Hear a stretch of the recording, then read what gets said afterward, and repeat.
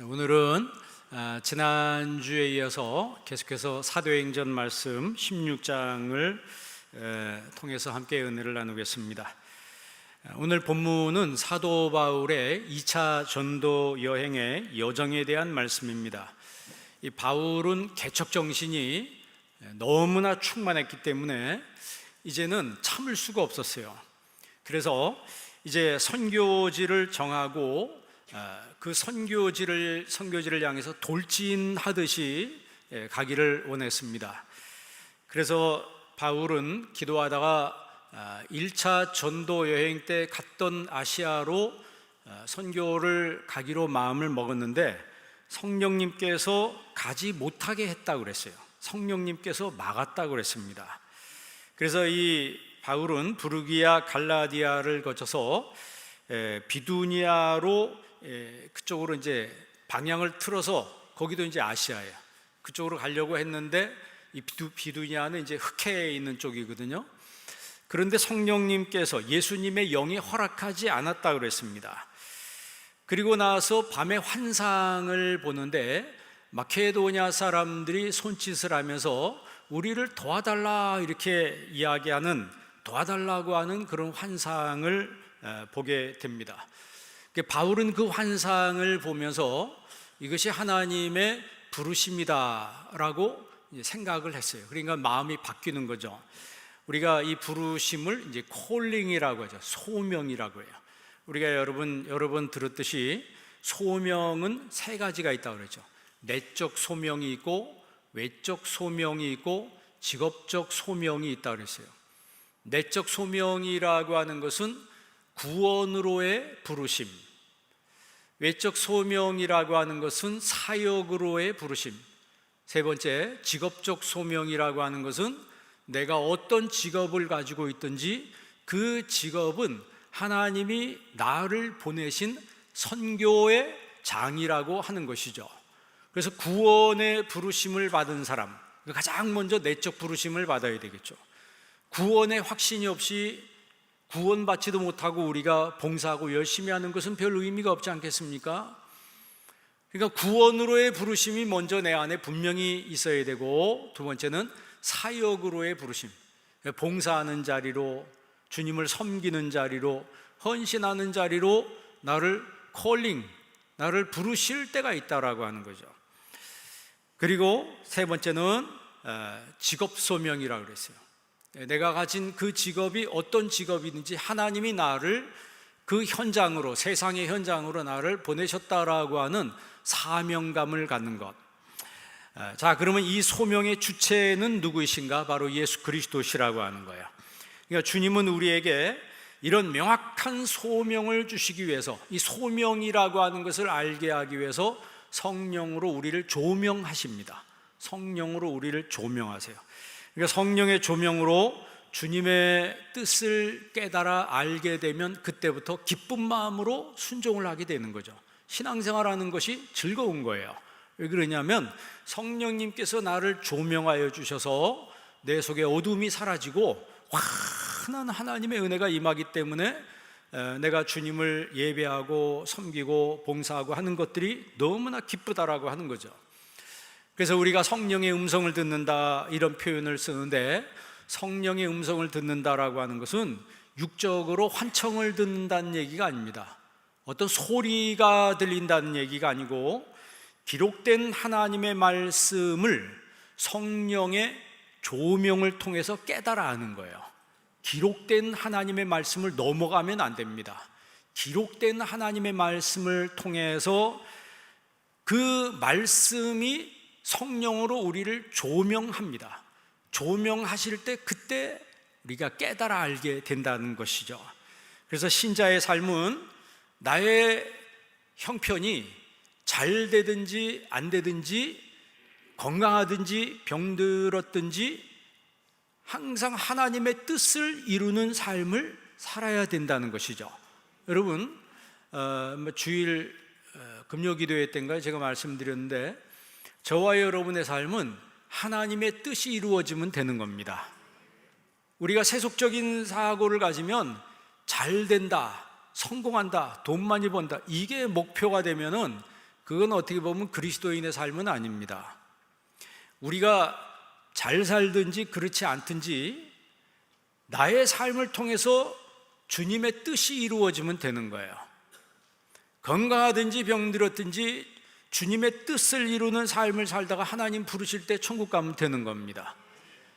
아, 나는 많이 못 이루었는데요, 이제 시작인데요, 그런데 하나님 날 데려가십니까?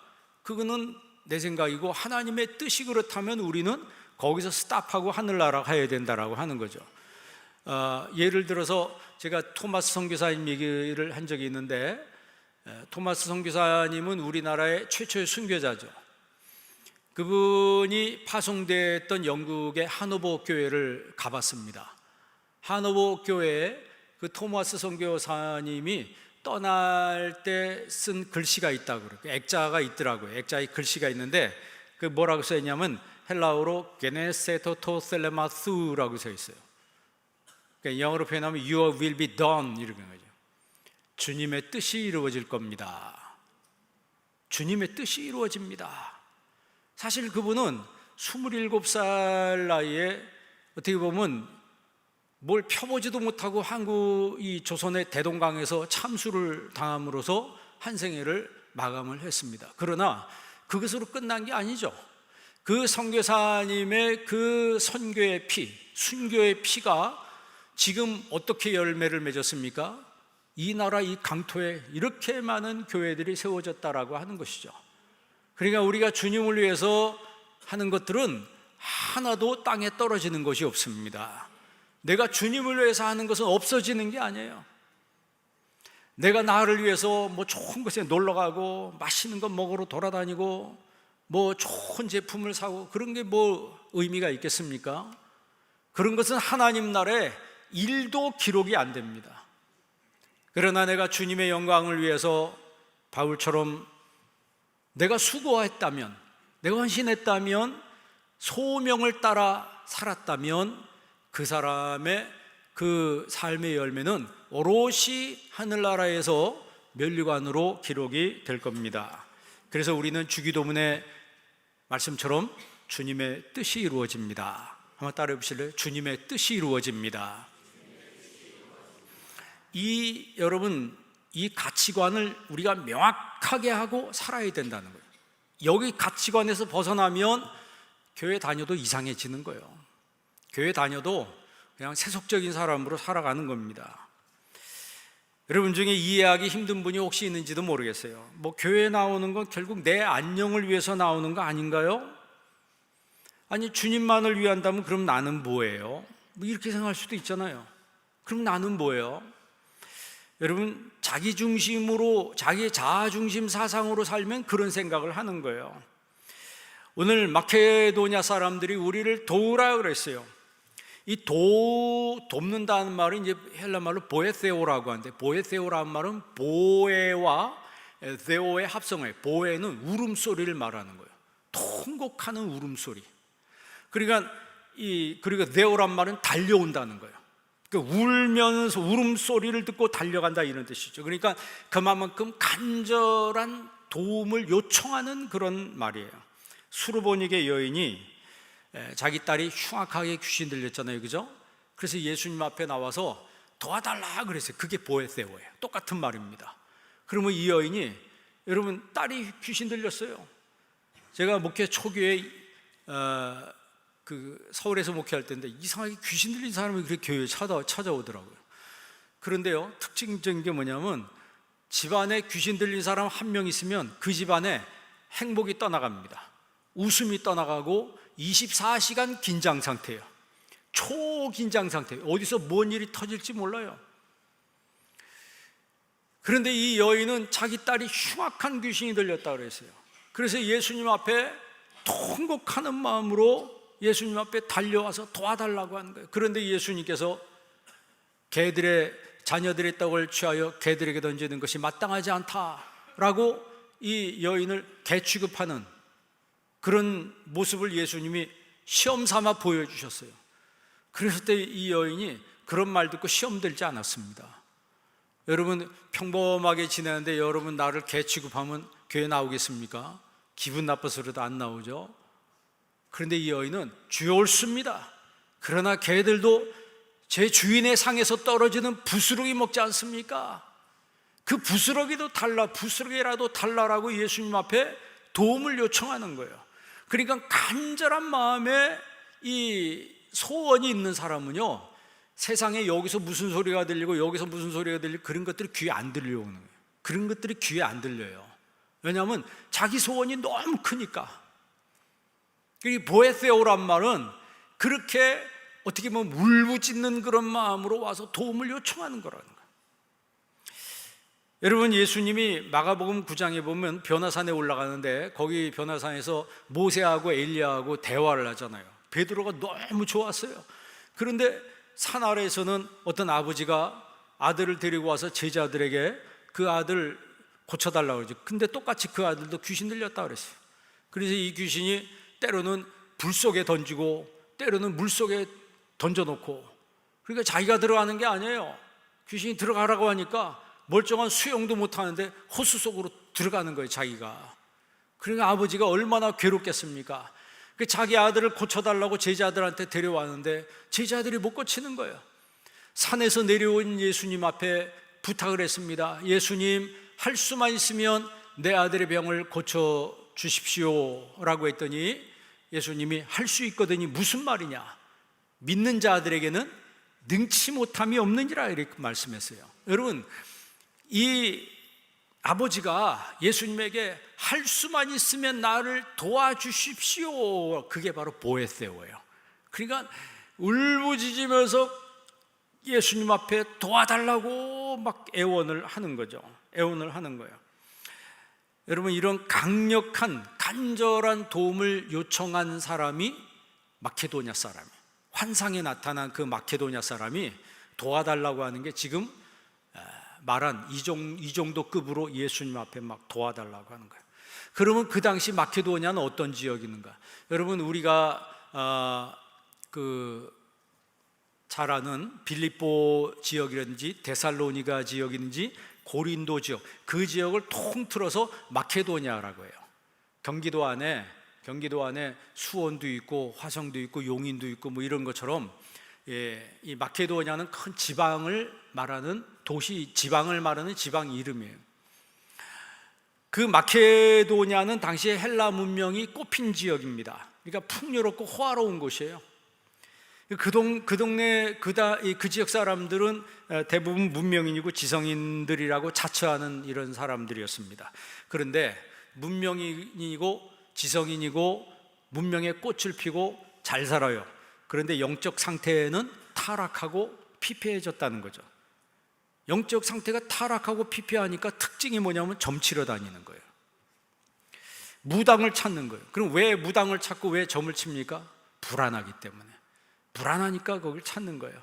그로 인해서 그 지역에는 점쟁이 재벌들이 굉장히 많았어요. 우리가 사도행전 다음 주에 보면은 똑같은 16장에 귀신 들려서 점하는 여인이 있잖아요. 이걸 바울이 고쳐주잖아요. 그러니까 이 여인은 자기 자의로 하는 것이 아니고 귀신 들려서 그것도 종이에요. 자기가 점친 것에 대한 수입은 자기가 갖는 것이 아니고 모두 주인에게로 귀속되는 그런 상황이었습니다. 그러니까 점쟁이 재벌들이 많은 여자들을 동원해서 그렇게 해서 돈벌이를 하고 있었다라고 하는 것이죠. 그러니까 그들은 미신과 악령에게 지배당하면서 온갖 우상 숭배를 하고 있었습니다. 그러니까 바울의 환상에 나타났던 이 마케도냐 사람은 영적으로 고통당하는 이 마케도냐로 와서 복음으로 우리를 구해달라고 도움을 요청하는 거예요. 바울은 이것을 주님의 뜻으로 알고 자기 계획을 접습니다. 그리고 아시아에서 유럽으로 방향을 틀어요. 바울은 하나님의 마음을 이제 읽은 것입니다. 그래서 순종하는 마음으로 이 복음을 들고 마케도냐로 가요. 당시 아테네는 그 에피큐리안이라고 하는 그런 쾌락을 추구하는 학파가 있었고, 고린도에는 아프로디테 신전이 있었어요. 아프로디테 신전에는 매춘부만 1000명 이상이 거기 상주하고 있었답니다. 그러니까 도덕적으로 육체적으로 엄청나게 타락한 지역이 고린도예요. 그래서 이 육적으로 타락한 사람들을 고린도인스럽다 그랬다 그랬어요. 그러니까 미국에 있는 목사님들이 그런 얘기를 합니다. 캘리포니아가 너무 타락하니까 고린도 전후서가 아니고 캘리포니아 전서 후서 뭐 이렇게 이야기를 합니다. 그 정도로 타락했다는 거예요. 근데 이렇게 타락과 쾌락에 빠진 후에는 죄의식이 찾아옵니다. 타락한 다음에는 죄의식이 찾아오고 악령에게 시달리니까 정신세계가 무너지는 거예요. 그래서 이들은 자기들에게 와서 생명의 복음을 전해주고 말씀을 전해달라고 강력하게 요청을 하는 거예요. 그러니까 몸은 죄로 인해서 향락의 길로 빠져들었지만 영혼은 자신들을 살려달라고 막 울부짖고 있는 거죠. 그러니까 울부짖으면서 달려와서 우리를 도와달라고 요청하는 게 지금 마케도니아 사람, 환상에 나타나는 바로 그 사람이라고 하는 거예요. 어떻게 보면 지금도 흡사하잖아요. 우리나라도 뭐 별반 다르지 않습니다. 인본주의에 빠져있고 향락주의에 빠져있고 배금주의에 빠져있고. 한국 사람들 통계로 나온 게 뭐예요? 최고의 가치로 인정하는 게 뭐예요? 돈이라고 하는 거예요. 전 세계에서 우리나라만큼 배금주의를 이렇게 추구하는 사람들도 이렇게 드물다고 하죠. 그러니까 이기주의와 이 탐욕으로 인해서 우리 사람들의 내면이 사막화되어 있는 거예요. 교회 다녀도 심령이 사막화되어 있는 거예요. 그리고 마음이 드라이해져 있어가지고 은혜를 받아야 되는데 은혜도 못 받아요. 그래서 사람 마음에 은혜가 없으니까 조금만 누가 건드리면 신경질 내고 막 폭발을 하고 합니다.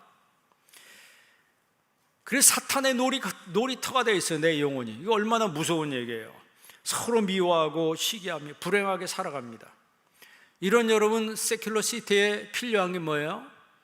이런 세속 도시에 필요한 게 뭐예요? 바로 예수 그리스도의 십자가의 복음이라고 하는 거죠. 이 십자가 복음만이 세상을 살리고 나를 살린다라고 하는 거죠. 바울이 여러분 십자가의 도가 있는 사람들은 그 십자가의 도가 하나님의 능력이 된다 그랬어요. 그러나 십자가의 그 도가 무너지는 사람들에게는 모든 것들이 다 미련하게 보이고 멸망하는 사람들에게는 그 십자가의 복음이 미련하게 보인다라고 하는 거예요. 멸망하는 사람들, 그런 사람들의 삶에, 그러니까 아폴리메노이스라고 그래요. 아폴리메노이스, 멸망하는 사람들에게는 십자가의 도가, 십자가의 말씀이 미련하게 보인다. 그러나 구원을 얻는 우리에게는 그 십자가가 하나님의 능력이라고 하는 거죠. 여러분에게 십자가가 하나님의 능력이 되기를 바랍니다. 십자가가 하나님의 능력이 되는 그 사람은 세상에 어떤 문제가 있어도 그걸 돌파하며 뚫고 지나갈 수 있는 힘이 있다라고 하는 것이죠. 바울은 자기 생각을 내려놓고 하나님의 보내심에 순종했습니다. 오늘 말씀 제목이 미시오데이인데, 이 미시오란 말은 라틴어로 보내심이라는 얘기예요. 하나님 보내신다는 얘기죠. 그러니까 하나님의 선교는 뭐예요? 하나님의 선교는 하나님이 저와 여러분을 보내심으로 이루시는 거예요. 오늘 16장 10절 말씀 한번 읽어볼래요? 다 같이 한번 읽어보겠습니다. 바울이 그 환상을 보았을 때 우리가 곧 마게도냐로 떠나기를 힘쓰니 이는 하나님이 저 사람들에게 복음을 전하라고 우리를 부르신 줄로 인정함이로라. 아멘. 저 사람들에게 복음을 전하라고 우리를 부르신 줄로 인정함이로라. 그러니까 바울은 하나님이 나를 불러서 그들에게 마케도냐로 가라고 보내시는 것을 인정한 거예요. 인정하고 순종을 했습니다. 우리가 살면서 이 과거의 부정적인 경험이 내 마음속에 고착화된 사람들은 과거의 그 부정적인 경험 때문에 새로운 경험을 거절하는 사람들이 있습니다. 그러니까 지금까지 살면서 내가 한 경험이 절대 경험이 되는 거예요.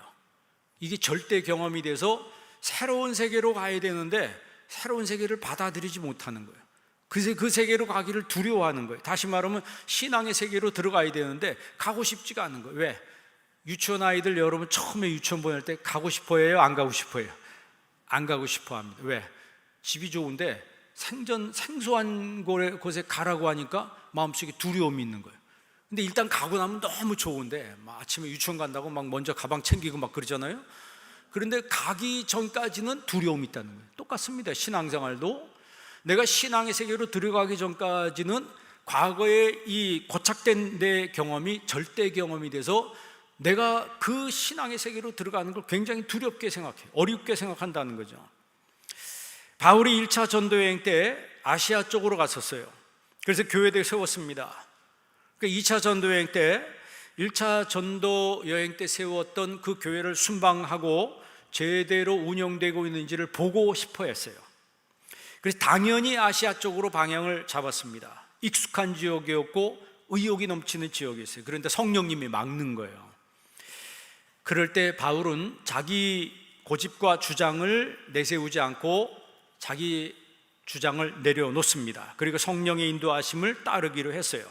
그래서 성령께서 주시는 새로운 경험 속으로 들어가기로 결심했습니다.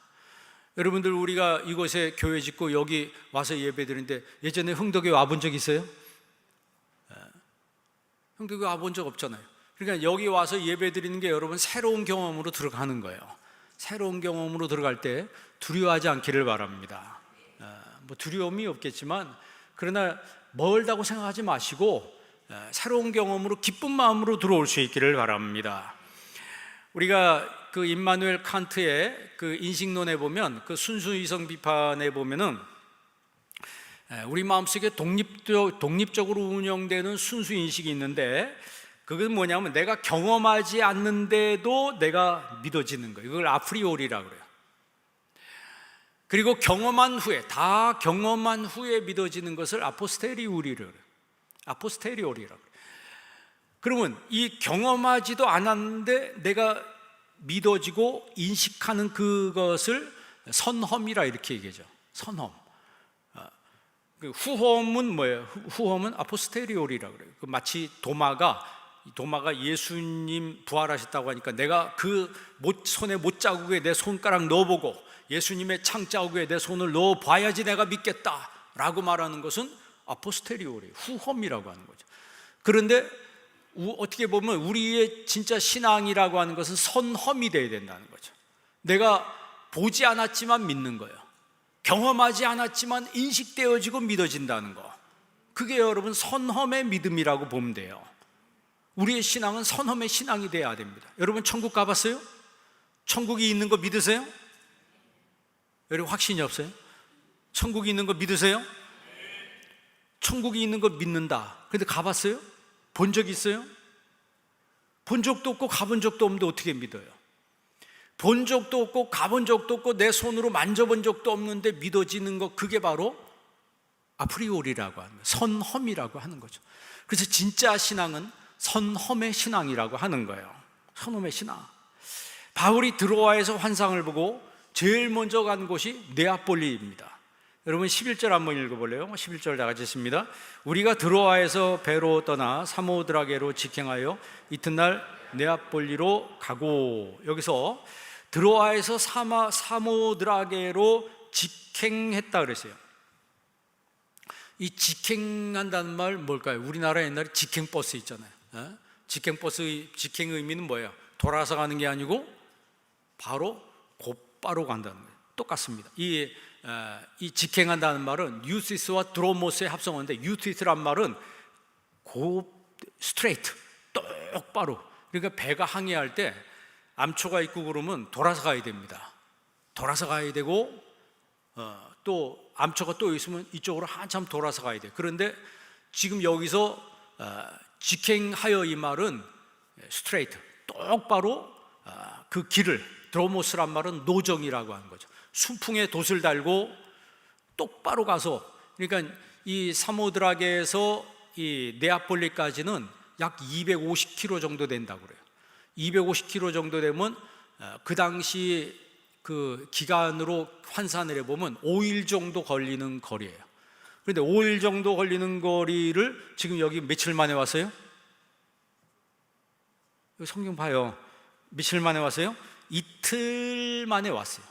이튿날 네아폴리로 가고 그랬어요. 그러니까 5일 걸리는 거리를 이틀 만에 왔어요. 배가 순풍에 돛을 달고 고속으로 내달렸다는 얘기죠. 그 네아폴리에서 바울이 처음 내디뎠던 그곳에 교회가 세워졌어요. 그래서 바울의 도착 기념교회라고 하는데, 화면에 한번 보시기 바랍니다. 여기가 바울의 도착 기념교회예요. 네아폴리라고. 여기가 바로 그 그리스에 있는 교회입니다. 유럽의 그 첫 관문인데, 이 네아폴리에서 바울이 어디로 가냐면 빌립보로 가는 거예요. 그럼 네아폴리보다 빌립보가 훨씬 중요하다는 얘기인데, 그러면 왜 빌립보로 갔냐면, 빌립보는 그 당시에 황제의 직할 도시예요. 황제의 직할 도시. 그러니까 빌립보가 어떻게 황제의 직할 도시가 됐냐면, 여러분 그 줄리어스 시저 알죠? 시저라고 하는 그 유명한 황제를 살해한 사람이 누구예요? 브루투스라고 해요. 브루투스가 이 시저를 살해합니다. 그리고 나서 도망갔어요. 그리고 도망갔으니까 잡아야 되잖아요. 그 잡으러 출정한 사람들이 누구냐면 안토니우스와 옥타비아누스예요. 두 사람이 연합해서 이 브루투스를 잡으러 갑니다. 그래서 둘이 맞닥뜨려 싸웁니다. 그래서 브루투스가 져요. 그래서 사망합니다. 그러면 이 안토니우스와 옥타비아누스가 이제 이기고 나서 자기들끼리 또 싸우는 거예요. 자기들끼리 박터지게 싸우는데, 이 안토니우스와 함께 싸운 사람이 누구냐면 그 유명한 클레오파트라예요. 이집트군이죠. 이집트군이 안토니우스와 연합해서, 둘이 연인 관계예요. 연인 관계. 그래서 두 사람이 연합해서 옥타비아누스, 이 젊은 옥타비아누스하고 싸우는데, 그게 이제 악티움 해전이라고 하죠. 그 악티움이라고 하는 그 바다에서 둘이 싸우는데, 결국 싸우다가 이 클레오파트라가 뒤에 있었어요. 무서우니까 먼저 도망갔어요. 신호도 안 하고 도망갑니다. 그런데 안토니우스는 도망간지도 모르고 싸우고 있는 거예요. 그런데 보니까 옥타비아누스가 보니까 벌써 저 뒤편에서 후퇴하고 있거든요. 그러니까 이쪽에서 기가 사른 거예요. 치열하게 싸우는데 막 갖다 붙이니까 안토니우스가 뒤돌아보니까 클레오파트라가 도망가는 거예요. 그러니까 전세가 불리한 줄 알고 자기도 같이 도망갔어요. 그래서 어떻게 보면 제대로 싸우지도 못하고 그 해전이 끝나버리고 말았습니다. 그리고 그 안토니우스는 그 다음에 죽어요. 옥타비아누스가 거기서 전쟁에 승리하고 나서 이제 황제가 되죠. 황제가 되는데 그 사람이 아우구스티누스예요. 그 유명한 아우구스티누스 대제라고 하죠. 그 자기가 황제가 된 후에 기념으로 세운 도시가 바로 이 빌립보라고 하는 거죠. 이 빌립보를 자기의 직할 도시, 황제 직할 도시로 세워서, 이 빌립보가 그 당시에 주정부의 간섭을 받지 않고 세금도 안 떼었어요. 세금도 면제됐어요. 여러분, 우리가 여기 사는 이 도시에 사는데 세금 면제 받으면 살만하겠어요? 안 살만하겠어요? 살만하지 않겠습니까? 그러니까 사람들이 빌립보로 몰려오는 거예요. 뭐가 없으니까? 세금이 없으니까. 그러니까 세금 안 내지 사람들은 살만하지, 돈이 넘쳐나지. 그러니까 이 빌립보가 바로 그런 지역에 있다라고 하는 거예요. 그래서 이 빌립보는 이 바울이 마케도냐 지방으로 와서 그 방문한 첫 번째 성이라고 볼 수 있습니다. 바울이 번화한 빌립보에서 며칠간 기거하다가 안식일에 찾았어요. 뭘 찾았습니까? 기도처를 찾았어요. 여러분, 번화한 지역에 가면 뭘 찾겠어요? 뭘 찾아요? 여러분이 명동에 가면 뭘 찾을까요? 명동에 가면 맛집 찾고, 쇼핑할 거 찾고, 어디 뭐 쉴 때 이런 거 찾지 않겠어요? 명동에 가서 기도처가 어디 있나, 이거 돌아본 사람 있어요? 쉽게 말하면 그렇다는 거예요. 바울이 그 번화한 지역에 가서 프로슈케라고 하는 기도처를 찾았어요. 이 프로슈케란 말은 기도란 말이거든요. 그런데 기도처란 말도 있어요. 그러니까 유대인들은 회당을 세울 때, 회당을 세우는 기준이 10명 이상이 돼야지 회당이 세워지는 거예요. 그럼 10명 이전까지를 프로슈케라고 그래요. 기도처. 그러니까 사람이 5명 모여 있어요. 구역원들이 모일 때 뭐 5명 모였다. 그럼 그게 프로슈케입니다. 그 프로슈케가 10명 될 때까지 모이는, 계속 모이는. 그래서 10명 이상 모이면 그 거기에 회당이, 시나고게가 세워지는 거예요. 자, 거기서 바울이 누굴 만나냐면 루디아라고 하는 여인을 만납니다. 14절 한번 읽어볼래요? 다 같이 한번 읽습니다.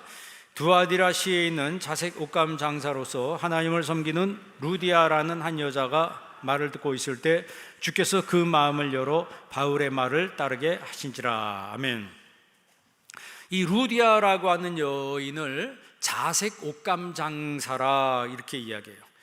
이 자줏빛 옷감, 이 자색빛 옷감은 그 당시 로마 속국에 속한 모든 그래도 좀 살만한 사람, 어느 정도 산다고 하는 사람들은 다 이 자줏빛 옷감을 하나씩 다 가지고 있어요. 그렇기 때문에 그 수요가 엄청났다고 해요. 그러니까 수요가 엄청나니까 그것을 만드는 이 루디아가 이 비즈니스 하는 여인이었기 때문에 CEO, 여성 CEO. 그러니까 굉장히 어떻게 보면 그 당시 재력가였다라고 하는 거죠. 그 재력가인 이 루디아가 바울의 말을 들을 때 아쿠엔이라고 그래요. 아쿠엔이란 말은 미완료인데 계속해서 주의 깊게 듣고 있다는 거예요. 주의 깊게 바울이 하는 하나님 말씀을 잘 들었어요. 이 루디아를 하나님을 섬기는 여자라고 이렇게 성경에 서술한 것은 루디아가 하나님의 일에 준비된 사람이라고 하는 거예요. 주의 일에 준비된 사람이다. 그러니까 성경에 예수님은 바울이 사역을 할 때 어디서든지 좋은 동력자를 만나게 하셨어요. 그런 좋은 동력자를 만났기 때문에 바울의 그 약점에도 불구하고 바울이 능력 있게 하나님의 일을 감당을 했었습니다. 자, 사도행전 16장 15절 한번 읽어볼래요? 다 같이 한번 읽습니다. 그와 그 집이 다 세례를 받고 우리를 청하여 이르되 만일 나를 주 믿는 자로 알거든 내 집에 들어와 유하라 하고 강권하며 머물게 하니라. 아멘. 이 루디아가 그 집이 다 세례를 받았어요. 그러니까 이 루디아의 영향력이 꽤 컸던 것 같아요.